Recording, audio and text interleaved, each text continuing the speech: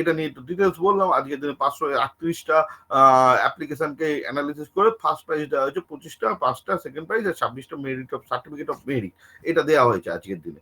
তো 23-24 অ্যানালিসিস। তো save energy, save future energy, availability for future generation, sustainability and energy security, economic and environmental balance. Obviously এই পয়েন্টগুলো খুব important. Energy adaptive for future generation, renewable energy integration গ্রিডের সঙ্গে। আমি যদি বলি ছোট করে, রিনিউয়েবল এনার্জি ইন্টিগ্রেশন আজকের অন গ্রিড সিস্টেম চালু হয়ে গেছে। পিএম সূর্যঘর নামে একটা স্কিম, যেখানে সেই স্কিমকে প্রমোট করার জন্য, সোলার এনার্জির ইমপ্লিমেন্টেশন ডোমেস্টিক লেভেলে প্রমোট করার জন্য সেন্ট্রাল থেকে 78,000 সাবসিডি দিচ্ছে। আমরা একটা গ্যাসে সাবসিডি পাই কত, 200 টাকা, যে 800 টাকার গ্যাসে, সেখানে 78,000 সাবসিডি দিচ্ছে। মানে জিনিসটা কতটা দামি জিনিস বোঝা যাচ্ছে। 2 লাখ টাকা অ্যারাউন্ড কস্টিং, 78,000 সেন্ট্রাল থেকে সাবসিডি দিচ্ছে। সাবসিডি দেওয়ার মেন উদ্দেশ্য কিন্তু লোকের মধ্যে অ্যাওয়ারনেস তৈরি করা। আজকের বাড়িতে আমরা সোলার বসালে ইলেকট্রিক বিল আর দিতে হবে না নেক্সট 25-30 বছর, 25 বছর এগ্রিমেন্ট হয় ডিসকমের সাথে।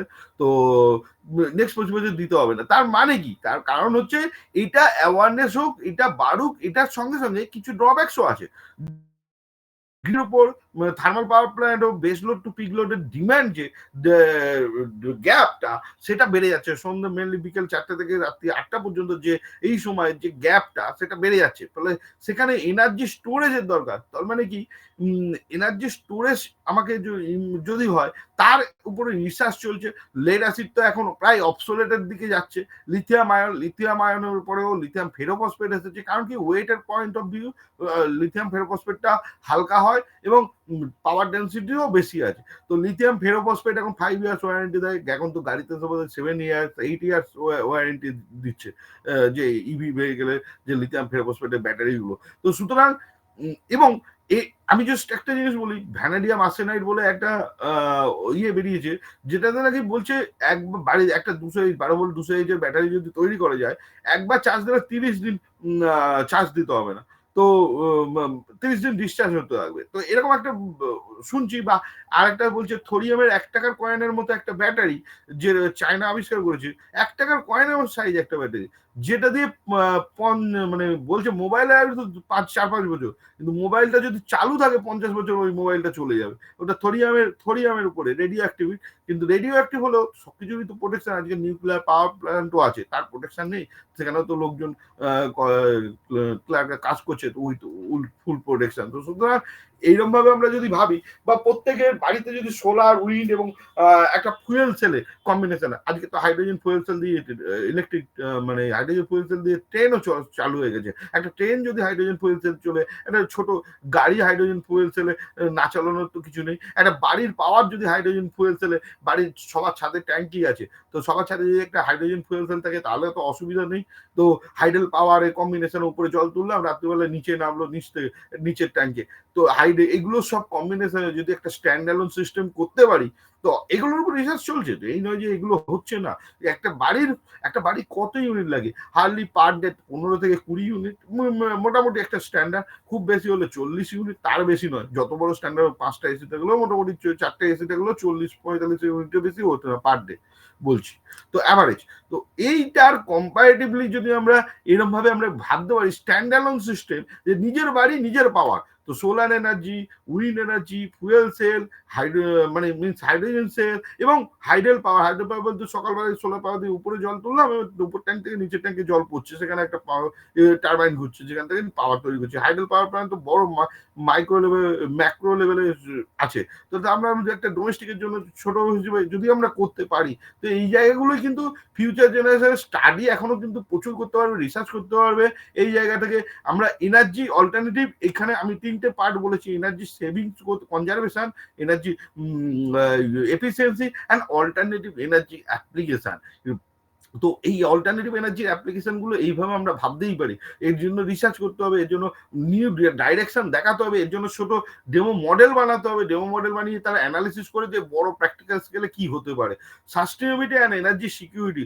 অবভিয়াসলি এনার্জি সিকিউরিটি তো আমার যত নন রিনিউয়েবল সোর্সের অ্যাপ্লিকেশন করব, যত নন, তো অবভিয়াসলি আমাদের এনার্জি সিকিউরিটি, কোল, অয়েলের সিকিউরিটি এক্সপান্ড করতে পারবো, তাদের যতটা সম্ভব বেশি, যত বেশি বছর ইউজ করা যায়। সাস্টেনেবিলিটি আসবে, ইকোসিস্টেম এই হবে, ইকোনমিক অ্যান্ড এনভায়রনমেন্ট ব্যালেন্স তো একটা পাবোই। যতদিন মানে এটা যদি লিমিট শেষ হয়ে যায়, ইকোসিস্টেমের একটা বিরাট বড় ইম্প্যাক্ট ফেলবে। তা যত এক্সটেন্ড করতে পারবো, যত এই সময় ওটা থাকাকালীন আমরা যত রিনিউয়েবল এনার্জিকে অ্যাট্রাক্ট করতে পারবো, বিভিন্ন ভাবে ইউজ করতে পারবো, তো তার একটা তো ব্যালেন্স তো আস্তে আস্তে চলে আসবে। যে আমরা ওদিকে আমরা এখনো কিন্তু অ্যাডাপ্ট হয়নি, এখনো অনেকেই জানেন না যে বাড়িতে সোলার বসিয়ে আমরা ইলেকট্রিক বিল দিতে পারবো না। তো আমরা আস্তে আস্তে অ্যাডাপ্ট হতে হবে রিনিউয়েবল এনার্জি ইন্টিগ্রেশনের সঙ্গে। আমরা আস্তে আস্তে, আমরা যদি ফার্স্ট ইয়ারে কলেজে একটা ফ্রেশার্স হওয়ার সময়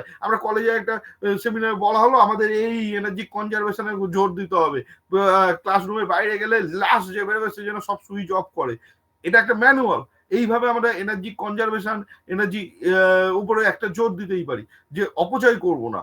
তো কলেজ লেভেলে তারপরে যদি মনে করি যে না তারপরে হচ্ছে, তারপরে অটোমেশন সিস্টেম গুলো আনতে হবে, যে লাস্ট স্টুডেন্ট বেরিয়ে যাবে এবং সেন্সার বেস করে যে সমস্ত লাইট ফ্যান অফ থাকবে, আবার যখন কেউ এন্ট্রি করবে তখন করেসপন্ডিংলি নিয়ারেস্ট লাইটটা জ্বলে উঠবে। তো এইভাবে আমরা অটোমেশনও আনতে পারি।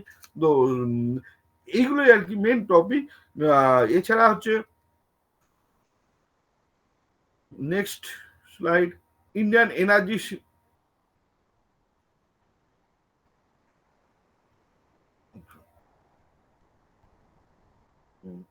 National energy conservation India.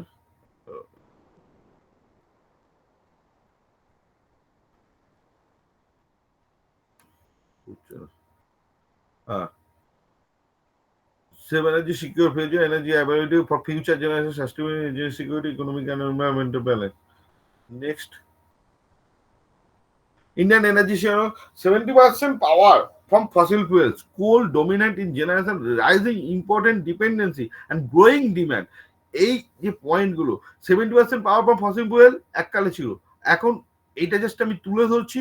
আজকের দিনে কিন্তু 50% from comes from renewable energy, আজকের দিনে 51% হয়ে গেছে, 49% ফ্রম দ্য ফসিল ফুয়েল। 51% কেন বলছি না, আমাদের টার্গেট হচ্ছে ইন্ডিয়ান রিনিউয়েবল এনার্জি অ্যাপ্লিকেশনের টার্গেট হচ্ছে national energy of solar mission যেটা আছে, তো সেটা হচ্ছে 2030-এর মধ্যে 500 gigawatt will come from the renewable energy, 500 গিগাওয়াটের টার্গেট। আর হচ্ছে তার মধ্যে এখন প্রেজেন্ট যে আমাদের কনজামশন, সেটা হচ্ছে total consumption, Indian electricity consumption total 484 gigawatt. তো এটা গ্র্যাজুয়ালি 10-20% করে প্রতি বছরই বাড়ে, সেটা নিয়ে ইয়ে নেই, কিন্তু 480 আর 2030-এর মধ্যে 500 gigawatt comes from renewable energy. এই 484-এর মধ্যে around 242 gigawatt at present, 242 gigawatt total renewable resource থেকে আসছে। এই এই এখন 121 গিগাওয়াট তার মধ্যে সোলার এনার্জি থেকে আসছে, সোলারের বড় বড় প্ল্যান্ট আছে সেইগুলো থেকে আসছে। বাকি সব আদার্স কম্বিনেশন, বায়োগ্যাস আছে, উইন্ড আছে, মেজর পার্ট হচ্ছে সোলারের পরে উইন্ড, দেন বায়োগ্যাস আছে, জিও থার্মাল আছে, আদার্স টাইডাল পাওয়ার আছে, টাইডাল স্যারও বললেন, ওশান এনার্জি।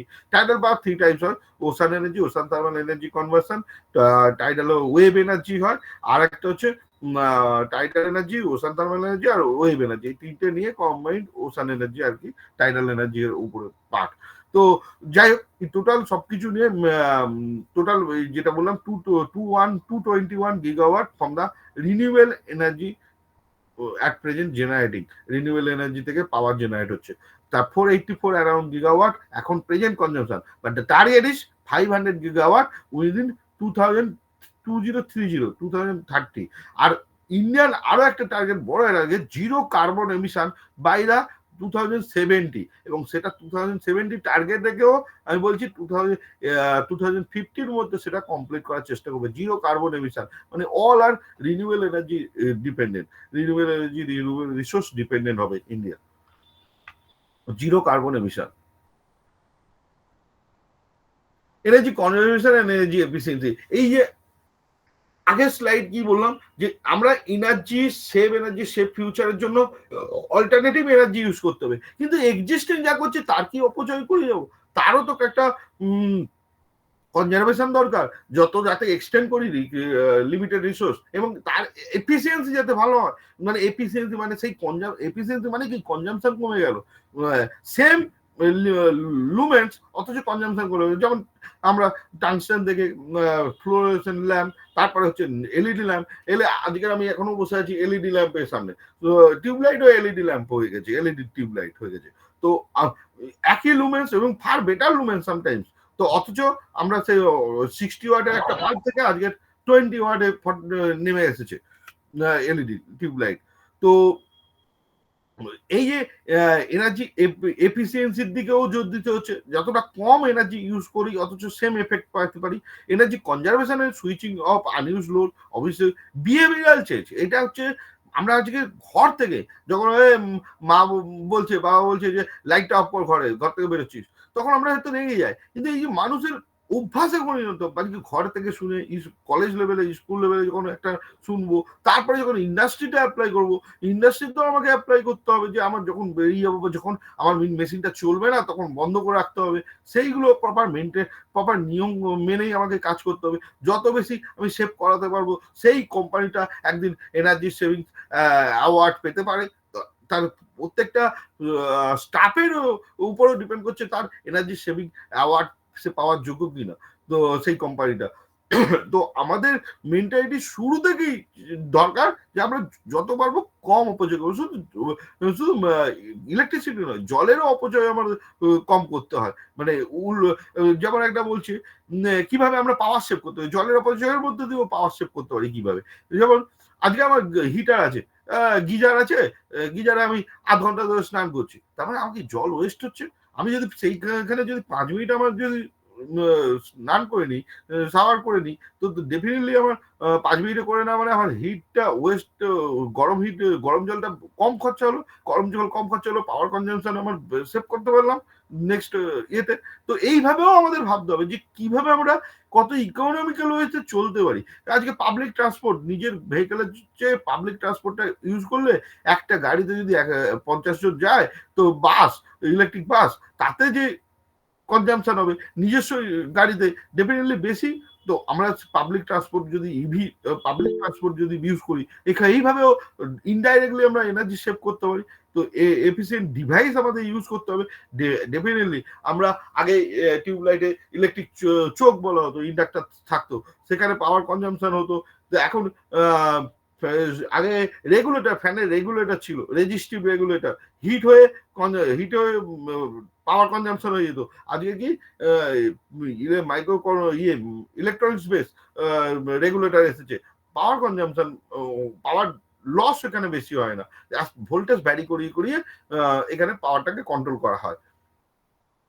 তো এফিসিয়েন্ট ডিভাইস অ্যাড করা গেছে এনার্জি এফিসিয়েন্ট করতে, সেম আউটপুট লেস এনার্জি। তাহলে ডেফিনেটলি আমাদের মেন টার্গেট হবে এনার্জি কনজারভেশনে সেম আউটপুট পাবো বাট লেস এনার্জি। সেটাকেই জোর দিতে বিভিন্ন ইনস্ট্রুমেন্ট, সব ডোমেস্টিক থেকে ইন্ডাস্ট্রি, তো সব জায়গায় এই সিস্টেমে সবকিছুকে ভাবতে হবে। যেমন ভ্যারিয়েবল ফ্রিকোয়েন্সি ড্রাইভ, এক ধরনের ভিএফডি অ্যাড করা হয় ফ্যানের জন্য, ব্লাওয়ারের জন্য, তো ইন্ডাস্ট্রিতে। তো ফ্রিকোয়েন্সিকে ভ্যারি করিয়ে আমরা পাওয়ারটাকে অ্যাডজাস্ট করে তার স্পিড কন্ট্রোল করতে পারি। তো এই জিনিসগুলো ইন্ডাস্ট্রির জন্য বেশি সুইটেবল। এই জিনিসটা করবো, এনার্জি কনজারভেশন করবো। কনজারভেশন করতে গেলে আমাকে এনার্জি অডিটের থ্রু দিয়ে করতে হবে। আমি measurement of energy consumption, identification loss, energy accounting, basis of ECM energy conservation measures. এই মেজার্সটা আমাকে ভাবতে হবে। এর জন্য অডিটের প্রসেস আছে, মেজার্সের অডিটের প্রসেস আছে। আমি যেমন একটা বলছি, একটা বাড়িতে গিয়েছিলাম সোলার আমাদের ইনস্টলের সময়, আমি জাস্ট উদাহরণ দিচ্ছি, তারা এমনি পার ডে 10-15 ইউনিট বিল আসে। তো আমরা বললাম চলুন 3 কিলোওয়াট করুন। 3 কিলোওয়াট বসানোর পরে দেখলাম যে 10-15 ইউনিট হচ্ছে, কিন্তু গ্রিডে পুশ হচ্ছে না। এই যে ফার্স্ট খেজেই আমি বললাম গ্রিডে কম পুশ হচ্ছে এত কেন, আপনার কি এসি চলছে? বললো না। আমি বললাম দিনে কি চলছে? বললে ফ্রিজ চলছে। আমি বললাম তাহলে ফ্রিজ চলছে যখন, এসি চলছে না, তাহলে আপনার 14 ইউনিট কি করে যাচ্ছে? আর গ্রিডে পুশ হচ্ছে না, সব লস হয়ে যাচ্ছে। তাহলে কোথায় এদিক থেকে লস হচ্ছে, ওদিক থেকে আসছে, সব লস হয়ে যাচ্ছে। আমি তখন লোক পাঠালাম, বললাম যে চেক করো তো নিউট্রাল আর্থিং কোথাও শর্ট হয়েছে কিনা। গিয়ে দেখলাম সব বোর্ড ঠিক আছে, একটা বোর্ডে গিয়ে নিউট্রাল আর্থিং শর্ট হয়ে গেছে। তো সেখান থেকে আবার খুলে দিতে, সব হয়ে গেল ওকে। তো এই যে অডিট, এটাও একটা অডিটের পার্ট, যে আমি প্রিলিমিনারি অডিট, ডিটেল অডিট, এই অডিট গুলো আছে, আমাকে ভাবতে হবে যে ফার্স্ট পেজে আমি কিভাবে তার ইনস্ট্যান্ট আমি সেভিংসটা দেখাতে পারবো। তারপরে তো সেকেন্ড এই types of energy audit, preliminary audit, detail audit, investment grade audit, mandatory audit of এক সেকেন্ড,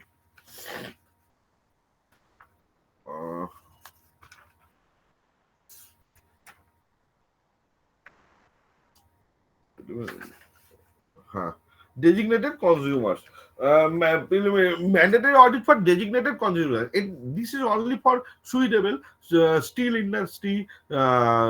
ইন্ডাস্ট্রি আছে, আর একটা আছে সিমেন্ট ইন্ডাস্ট্রি। এখানে কিন্তু এরা ডেজিগনেটেড হবে, এদের অডিট ম্যান্ডেটারি, এদের অডিট না হলে এরা বড় কেস খাবে। এরা বিশাল পাওয়ার, সবচেয়ে পাওয়ার কনজামশন ইউনিট হচ্ছে এই স্টিল ইন্ডাস্ট্রি আর সিমেন্ট ইন্ডাস্ট্রি। এদের ম্যান্ডেটারি, এরা যদি না করে এরা ফাইন। এদের একটা পয়েন্ট আছে কার্বন ক্রেডিট টার্মস, এরা যদি পেনাল্টিও হয় এদের, এরা যেমন ইনসেন্টিভ পায় যদি সেভিংস দেখাতে পারে, তেমনি যদি ইনসেন্টিভ পাওয়ার বদলে পেনাল্টি হয় যদি এরা বেশি বেশি এনার্জি কনজিউম করে। ওদের টার্গেট এনার্জি কনজামশন একটা ফিক্স থাকে, তার উপরে করলে পেনাল্টি শো দিতে হয়। এইভাবে ওদেরকে বাউন্ডেড করে দেওয়া আছে যে এত বেশি এদের নিজস্ব পাওয়ার প্ল্যান্ট থাকে। এই সমস্ত সিমেন্ট ইন্ডাস্ট্রি, স্টিল ইন্ডাস্ট্রির নিজস্ব পাওয়ার প্ল্যান্ট থাকে। এরা ওই ব্যান্ডেল থার্মাল পাওয়ার প্ল্যান্ট বা কোলাঘাট থার্মাল পাওয়ার প্ল্যান্টের উপর ডিপেন্ড হয়, এদের নিজস্ব পাওয়ার প্ল্যান্ট থাকে। তো তবুও যত পাওয়ার প্ল্যান্ট নিজস্ব থাকুক না কেন, সেটা তো আন্ডার সেন্ট্রাল গভর্নমেন্টের একটাই চলতে হবে। তো তার জন্য একটা ফিক্সড করে দেয় যে এর বেশি হলেই তোমাকে ফাইন দিতে হবে, আর এর নিচে হলে তোমাকে ইনসেন্টিভ দেওয়া হবে, এর টার্গেট দেওয়া থাকে। এটা হচ্ছে ইন্ডাস্ট্রি লেভেল। ইনভেস্টিগেশন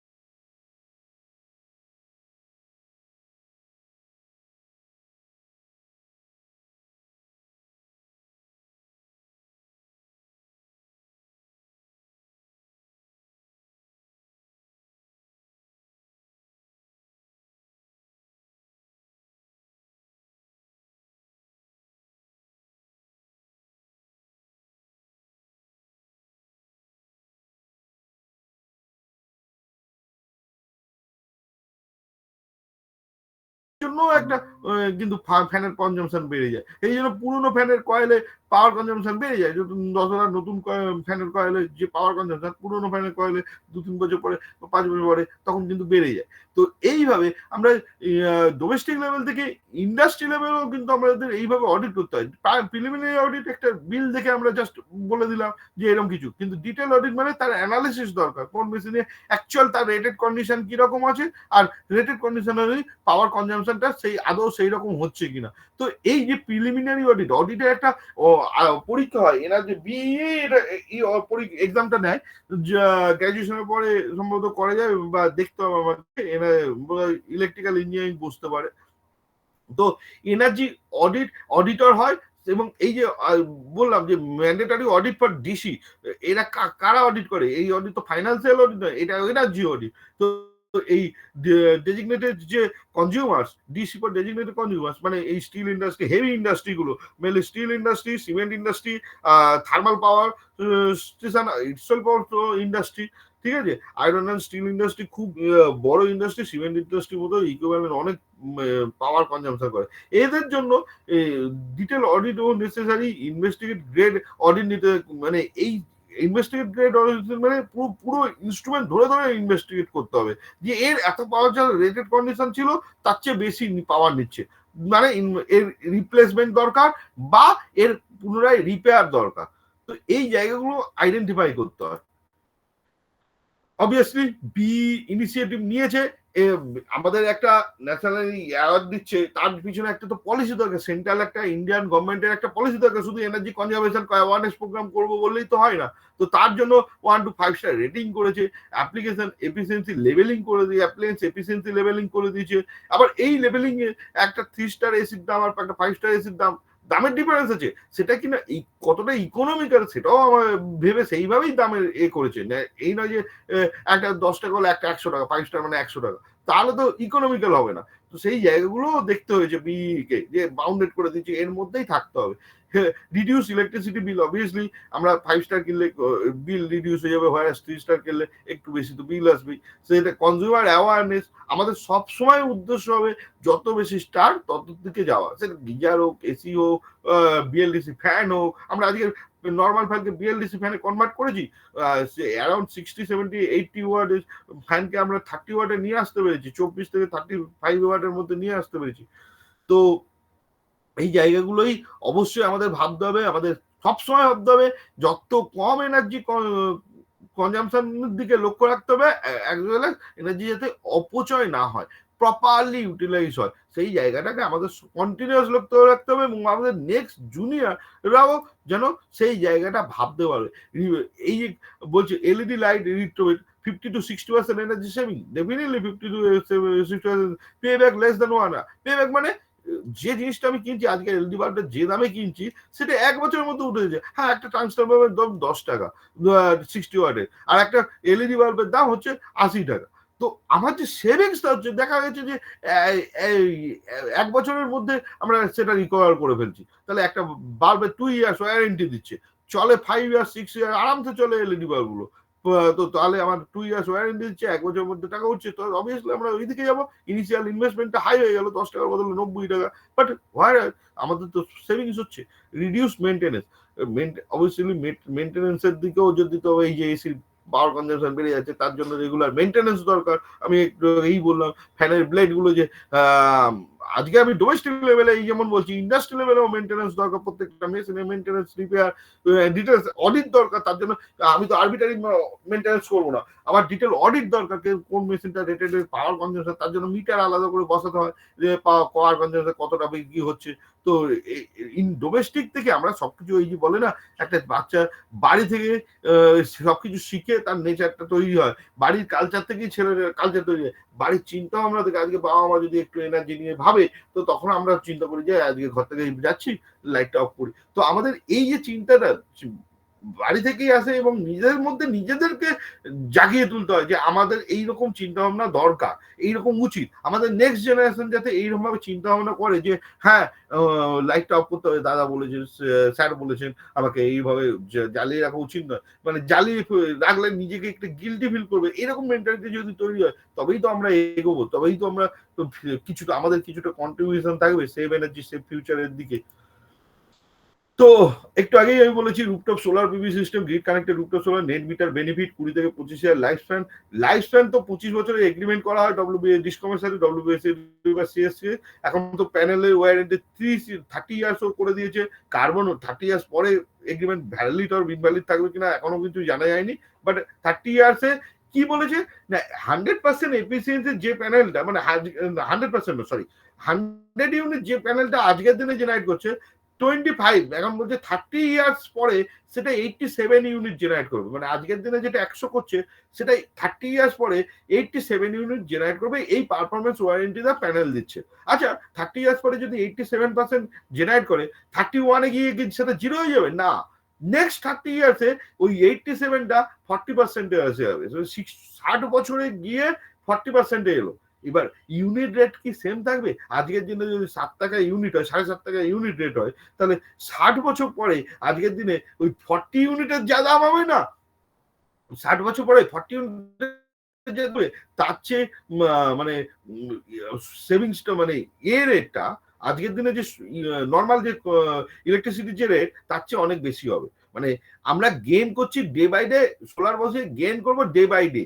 কোনো জিনিস নেই ডে বাই ডে, বাড়ির কোনো অ্যাসেট নেই যে ডে বাই ডে আমরা কোনো জিনিস থেকে গেইন করতে পারি। হ্যাঁ, ডেফিনেটলি এটা ইনিশিয়াল ইনভেস্টমেন্ট আছে। আবারও বলছি ছোট করে, যে আজকের দিনে 100 ইউনিট যদি 7 টাকায় কিনি, 700 টাকা খরচা হয়। এবার আমি যদি বলি 60 বছর পরে যদি 100 টাকা ইউনিট হয় বা 100 টাকা ইউনিট হয়, যদি 40 ইউনিট, তাহলে 40 ইউনিট 100 করে 4,000 টাকা। আমি 100 তো বলছি না, 7 টাকাটা 100 টাকা হবে না, বাট 50 টাকাও যদি হয় তাহলে 4,000 2,000 টাকা ইউনিট। মানে আজকের দিনে 700 সেভ করলে তখন 2,000 2,000 না হলে 1,000 টাকা সেভ করবো। এই দামটা 7 টাকাটা 60 বছরে 25 টাকা ইউনিট হবে। এটা কেউ বলবে না যে না হবে না। ঠিক আছে, যা ট্র্যাডিশন দেখা গেছে তাতে আরামসে হয়ে যাবে। তো আমার একটা সোলার বসিয়ে অ্যাটলিস্ট গেন করতে থাকলাম, মানে ডে বাই ডে গেন করলাম। এরকম কোনো জিনিস নেই উইদাউট সোলার বাড়িতে কোনো প্রোডাক্ট নেই যেতে ডে বাই ডে গেন করতে পারি। কারণ ইলেকট্রিসিটি ম্যান্ডেটারি, আপনাকে বিল দিতেই হবে যেভাবেই হোক। বাড়িতে থাকেন ইলেকট্রিক বিল, ইলেকট্রিক কনজামশন করলে দিতেই হবে বিল অ্যাজ পার গভর্নমেন্ট নোম। আর অবভিয়াসলি এই বড় কার্বন ফুটপ্রিন্ট তো একটা বড় ব্যাপার, যেটা ইন্ডাস্ট্রির ক্ষেত্রে বললাম, এই কার্বন ক্রেডিট সেইটা আছে। Energy conservation in institution, energy management. একটা ইনস্টিটিউশন কিভাবে ভাববে, শুধু একটা অ্যাওয়ারনেস প্রোগ্রাম করলে হবে তা? একটা আলাদা সেপারেট বডি রাখতে হবে, energy management team. Schedule maintenance গুলো দেখতে হবে, যে কোন লাইট ফ্যান, একটা এমন কিছু আজকালকার এলইডি লাইট আছে মাঝখানে জ্বলছে না, বাইকে দুই ধারে জ্বলছে, তো সেইগুলো প্রপারলি মেনটেন্স দরকার। স্মার্ট লাইটিং দরকার, ওই যে বললাম অটোমেটিক সিস্টেম আছে। অ্যালেক্সা বলে একটা অ্যালেক্সা অফ দ্য লাইট বলে, রুম নাম্বার বলে সেইভাবে প্রোগ্রাম করা থাকলো, ওই রুমের লাইটটা অফ হয়ে গেল। তো এইভাবে যদি মাস্টার কন্ট্রোল করা যেতে পারে একটা কোনো জায়গা থেকে। রুফটপ সোলার অ্যাডপশন তো ইজ ভেরি ইম্পর্টেন্ট আজকের দিনে, কারণ একটা ইনস্টিটিউট কিন্তু সকাল ম্যাক্সিমাম টাইম চলে ডে টাইমটা, সকাল থেকে সন্ধ্যে পর্যন্ত। তো সকাল থেকে সন্ধ্যে, তো তার ইলেকট্রিসিটি বিল, আমি বলছি যার 1,00,000 টাকা, যে ইনস্টিটিউটে 1,00,000 টাকা বিল আছে, তার সেই ইনস্টিটিউটের বিল 1,000 টাকায় নামিয়ে দেওয়া যেতে পারে যদি একটা 100 কিলোওয়াটের সোলার বসানো যায়। 1,000 না হলে 3-4,000 টাকায় নামিয়ে দেওয়া যায়। কারণ ডে টাইম কনজামশনটা পুরোটাই সোলার থেকে নেবে, যে গ্রিডে পুশ খুব কম হবে, রাতেরও খুব কম কনজামশন, তার সঙ্গে ওটা অ্যাডজাস্ট হয়ে যাবে। তো এই হচ্ছে main theme. Rooftop solar adaption এখন খুবই দরকার, বিশেষ করে অন গ্রিড সিস্টেমে। কারণ ইউনিট এতদিন আমাদের প্রত্যেকেরই ডোমেস্টিক লেভেল বা ইন্ডাস্ট্রি লেভেল বা সব জায়গায় এতদিন কনজামশন হতো। এবার জেনারেশন হলে নেট মিটারিং এর নিয়ম হচ্ছে, এখানেও আবার বিলিং প্রসেস 3 রকম আছে, নেট মিটারিং, গ্রস মিটারিং আর নেট বিলিং।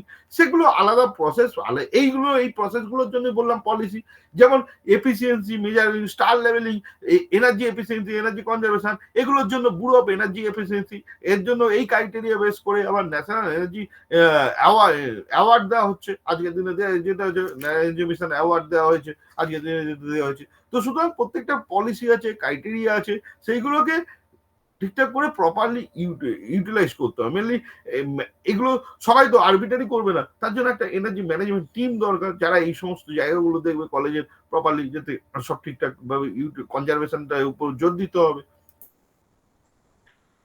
ওয়েস্টেজকে অ্যাভয়েড করতে হবে, প্রমোট অ্যাওয়ারনেস। অবভিয়াসলি আজকের দিনে যে প্রোগ্রামটা হচ্ছে সেটাও একটা ছোট হলেও অ্যাওয়ারনেস, বাট স্টুডেন্ট কম এসেছে, আরো যদি বেশি সংখ্যক আসতো, আরো একটা অ্যাওয়ারনেস গ্যাদারিং হতো তাদের মধ্যে, তারাও চেষ্টা করতো বিভিন্ন বন্ধুদের বলতে এরকম একটা করেছি কনজারভেশনের উপর, আমাদের এবার জোর দিতে হবে। তাদের গল্প করতে করতে এরকম একটা আলোচনা। কিন্তু আমরা সবসময় গল্প করতে করতে না, ভালো ভালো স্টুডেন্ট, আমরা আইআইটি খড়গপুরে কিছু ভালো স্টুডেন্ট, তারা গল্প করতে করতে রিসার্চ লেভেলে নিয়ে যায়। সেদিনকার একটা শুনছিলাম, এই 3 জন বন্ধু মিলে গল্প করতে করতে 3 জনে 3টে কোম্পানি খুলে ফেলেছে। তো এই যে সবসময় পজিটিভ মাইন্ডেড হতে হবে, যে পজিটিভ মাইন্ড হয়ে আমরা কি করতে পারি, আমাদের কিন্তু প্রচুর ক্ষমতা কিছু করার। তো আমরা যদি করার চিন্তা ভাবনা করি তবেই করতে পারবো, আমরা যদি বি পজিটিভ এগিয়ে যেতে নেওয়ার চেষ্টা করি তবেই কিছু করতে পারবো। তো আমাদের এই অ্যাওয়ারনেস, এই যে চিন্তা ভাবনাগুলো যদি পজিটিভ হয়, আমরা আজকে থেকে পাওয়ার কনজাম্পশনের উপর লক্ষ্য রাখবো, যে আমরা নিজেরা কতটা উল্টো মানে অপচয় করছি, সেই জায়গাগুলো কতটা সেভ করা যেতে পারে। ইনোভেটিভ ক্লিন সলিউশন, অবভিয়াসলি যেগুলো বললাম, অটোমেটেড সিস্টেম, রেসপন্সিবিলিটি, একটা যে অপচয় কমাবে সে নিশ্চয়ই রেসপন্সিবল সিটিজেনশিপ, মানে অপচয়টার দিকে কমানোর চেষ্টা করবে, তো অবশ্যই রেসপন্সিবল সিটিজেনশিপ। তো role of students and youth, next generation, এখন তো আবার জেন জি জেনারেশন বলে, জেন জেনারেশন যতটাই চেষ্টা করবে এই সমস্ত জায়গাগুলোকে ওভারকাম করে এগুলোকে অ্যাডাপ্ট করা, তো অবভিয়াসলি সেই জায়গাগুলো তো ভালো ডিরেকশনেই যাবে।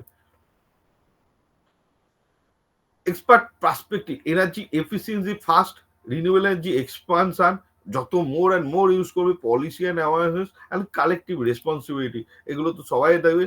energy shaped, energy generated, energy conservation is just cheapest energy source, small action, big impact. মানে ছোট ছোট ভাবনা অনেক বড় কিছু ইম্প্যাক্ট ফেলতে পারে। এই যে বললাম তিনটে বন্ধু ছোট ছোট চিন্তাগুলোকে তারা ইম্প্যাক্ট ফেলেছে বলে আজকে তাদের বড় বড়, আমি জাস্ট দেখছিলাম এই মুহূর্তে মনে করছে না, একটা বিগ ইম্প্যাক্ট ফেলেছে একটা ইন্ডাস্ট্রি। একটা দেখো, তুমি নিজেকে স্টার্ট এন্টারপ্রেনিউর হিসেবে যদি তৈরি করতে পারো, তুমি জব করাচ্ছে, জব দেওয়ার আনন্দ অনেক বেশি। আজকের দিনে জব করাচ্ছে যদি চারজনকে জব দিতে পারো, সেটা কিন্তু বিশাল আনন্দ দেবে।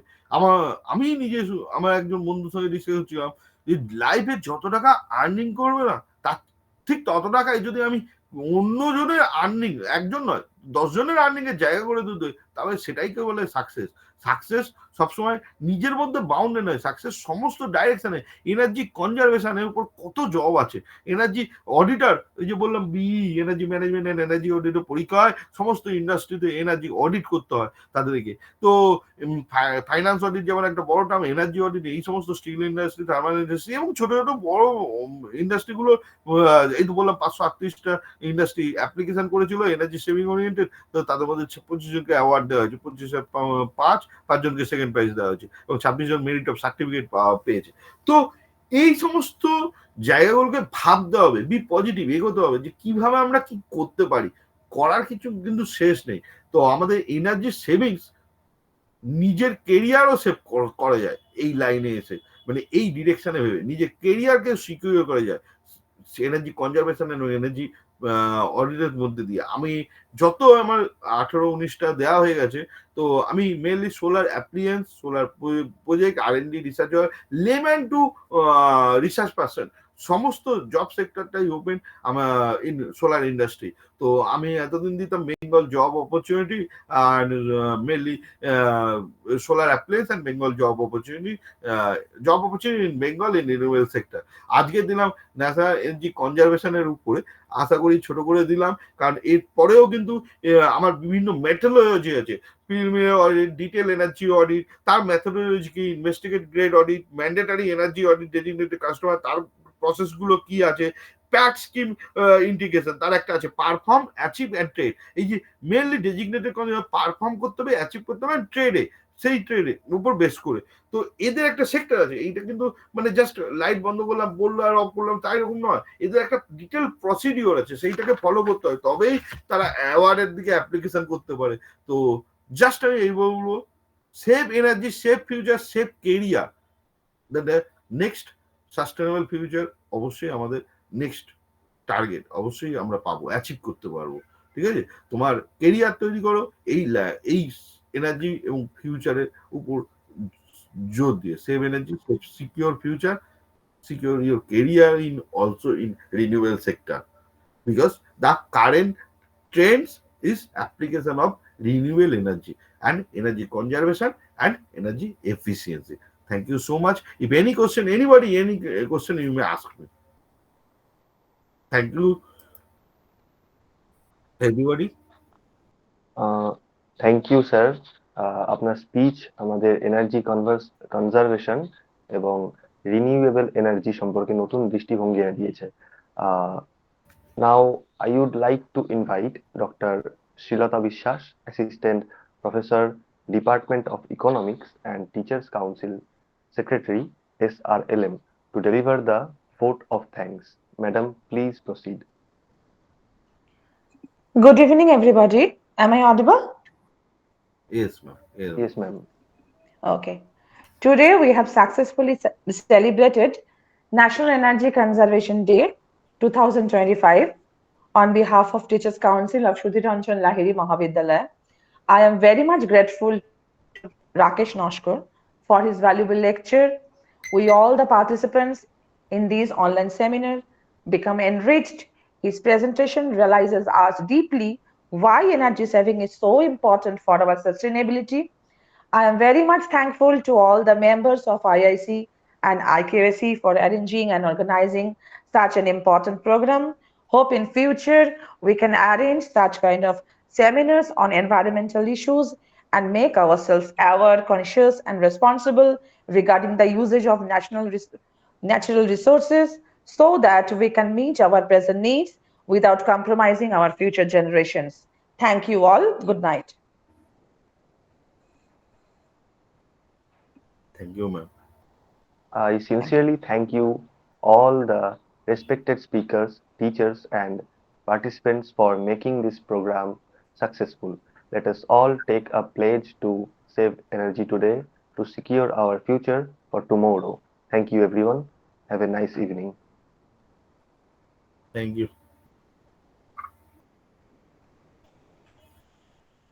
Thank you, everyone. Let's leave.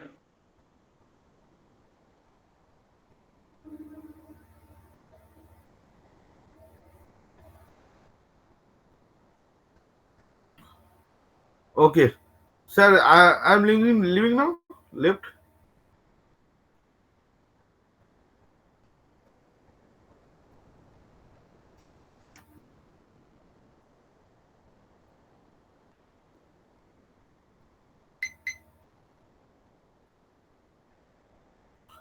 এই লেফট করছি তাহলে হ্যাঁ হ্যাঁ হ্যাঁ thank you so much everybody okay